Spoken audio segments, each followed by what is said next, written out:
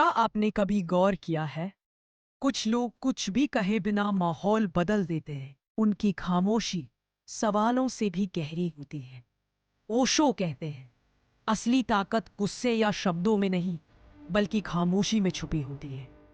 आइए सुनते हैं खामोशी की ताकत की अद्भुत कहानी। क्या तुमने कभी गौर किया है, कुछ लोग बिना कुछ कहे ही अपने आसपास का माहौल बदल देते हैं।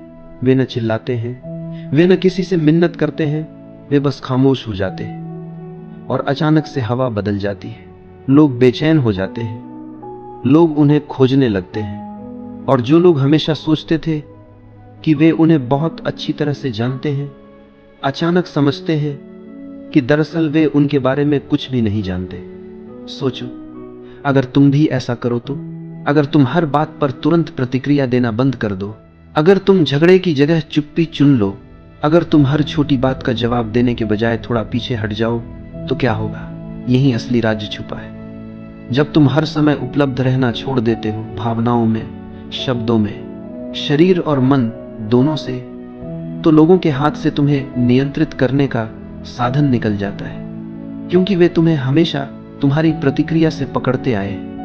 कभी तुम्हारे गुस्से से, कभी तुम्हारी जल्दी जल्दी हाँ कह देने की आदत से, कभी तुम्हारे डर से। लेकिन जिस दिन तुमने ये डोरें काट दी, उस दिन खेल बदल जाता है और उसी दिन लोग यह महसूस करते हैं कि उन्होंने कभी तुम्हें समझा ही नहीं था। जब तुम अचानक अनुपलब्ध हो जाते हो, कौन घबराता है, कौन गुस्से से तिलमिला उठता है, कौन बार बार कोशिश करता है कि तुम्हें उकसाकर फिर से वही पुराना भाव निकाल ले। ये सब उनके बारे में बहुत कुछ बता देता है और तुम्हारे बारे में भी। सच तो यह है कि तुम अब तक अपनी ऊर्जा ऐसे लोगों पर खर्च करते आए हो जो उसके योग्य ही नहीं थे। तुम हर बार हाँ कहकर खुद को छोटा करते गए, हर बार तुरंत जवाब देकर अपनी शक्ति दूसरों के हाथों में सौंपते गए, हर बार भावनात्मक प्रतिक्रिया देकर अपना ही खून जलाते रहे। और दिन के अंत में तुम्हारे पास क्या बचता है? थकान, चिड़चिड़ापन और एक खालीपन जिसे तुम शब्दों में नहीं कह पाते। लेकिन मैं तुम्हें बताऊं, क्योंकि तुम उन लोगों के लिए बहुत ज्यादा उपलब्ध हो जिन्हें तुम्हारी खामोशी का एक पल भी नसीब नहीं होना चाहिए था। यह जो मैं कह रहा हूं, इसका अर्थ यह नहीं कि तुम दुनिया से मुंह मोड़ लो। इसका अर्थ यह है कि तुम पहले खुद को चुनो।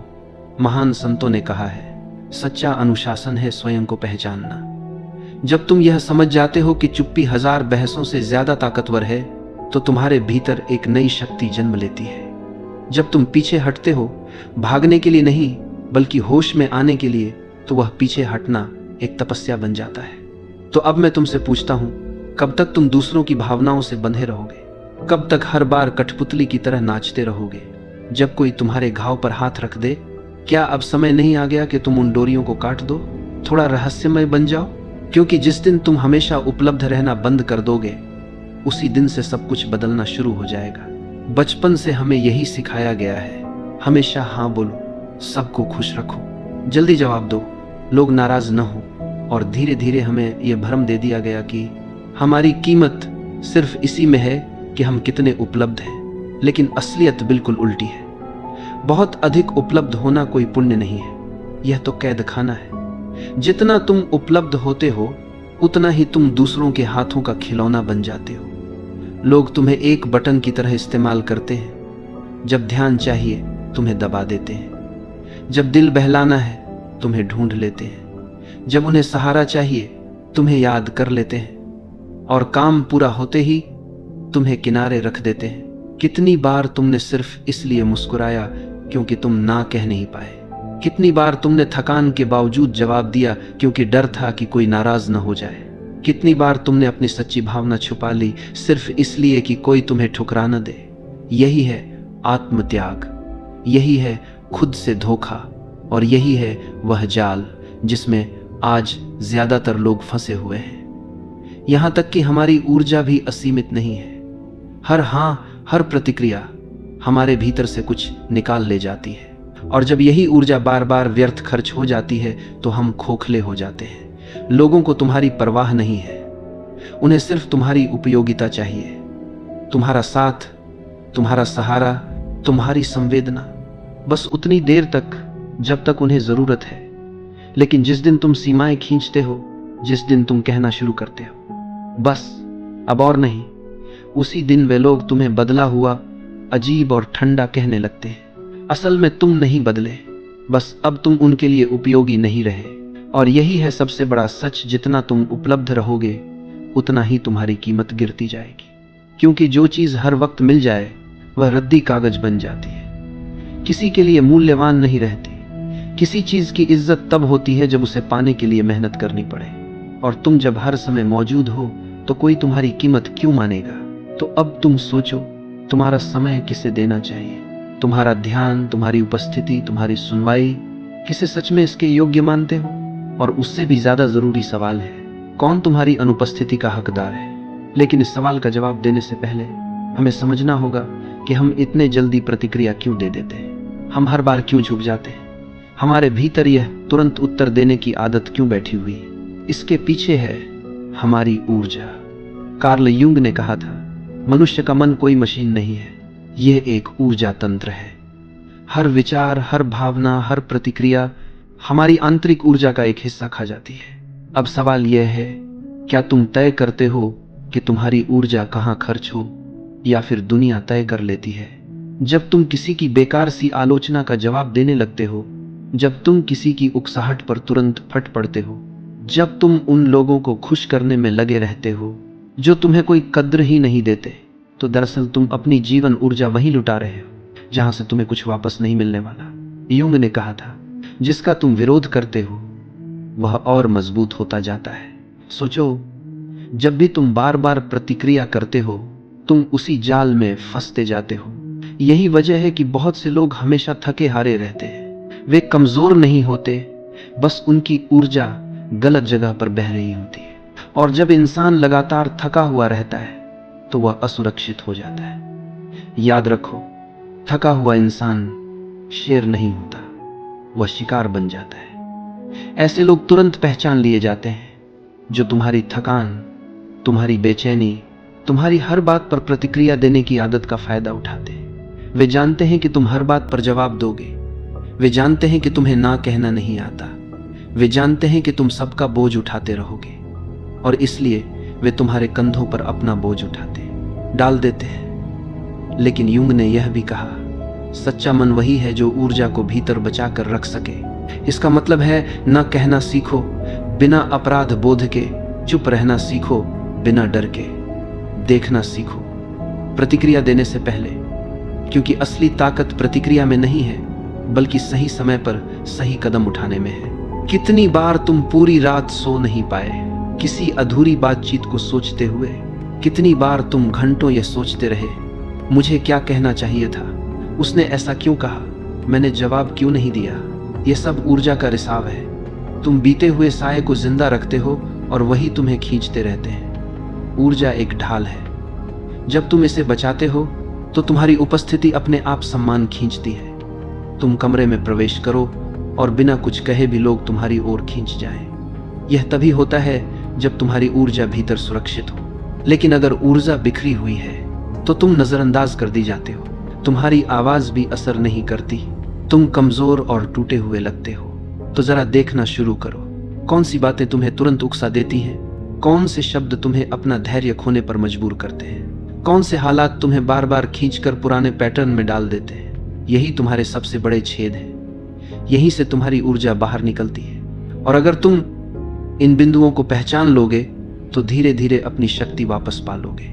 लेकिन ध्यान रहे, इसका मतलब यह नहीं कि तुम पत्थर बन जाओ, इसका मतलब है कि तुम सजग बनो, ना ठंडे ना बेमायने, बल्कि सचेत और अपने स्वामी। यूंग ने यह भी बताया था कि जब इंसान अपनी ऊर्जा को सुरक्षित करना सीख जाता है तो दूसरों की परछाइयां उस पर काम नहीं करती। यानी कि जो लोग तुम्हें अपनी छवि में ढालना चाहते हैं, तुम्हें अपनी भावनाओं का आईना बनाना चाहते हैं, उनकी शक्ति टूट जाती है।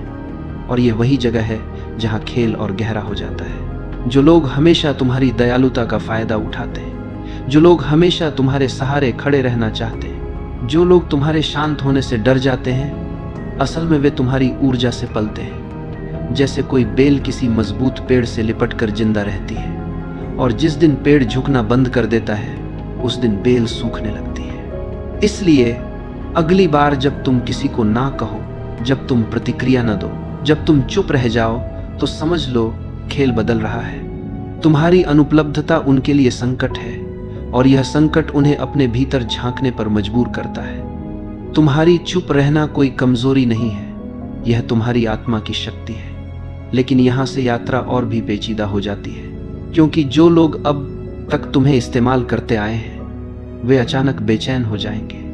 वे तुम्हें उकसाएंगे, आलोचना करेंगे, तुम्हें अजीब कहेंगे। असल में समस्या तुम में नहीं है, समस्या यह है कि अब तुम उनके खेल का हिस्सा नहीं हो। और यही है अगला कदम। जब तुम सचेत चुप्पी में जाते हो, जब तुम प्रतिक्रिया देना बंद कर देते हो, तो दुनिया की सबसे गहरी चालें तुम्हारे सामने खुलने लगती हैं। मौन का खेल। आधुनिक दुनिया शोर से भरी हुई है। हर कोई बोलना चाहता है, हर कोई तुरंत जवाब देना चाहता है, हर कोई अपनी बात साबित करना चाहता है, इवन अगर उस चक्कर में उसे अपनी शांति ही क्यों न खोनी पड़े। लेकिन शक्ति, सच्ची शक्ति, वह शब्दों के शोर में नहीं, बल्कि मौन की गहराई में छिपी है। ध्यान से सुनो, यह मौन किसी कायरता का मौन नहीं है, यह जागरूक मौन है। वह मौन जो उपस्थिति को और भी गहरा बना देता है, वह मौन जो शब्दों से ज्यादा कुछ कह देता है।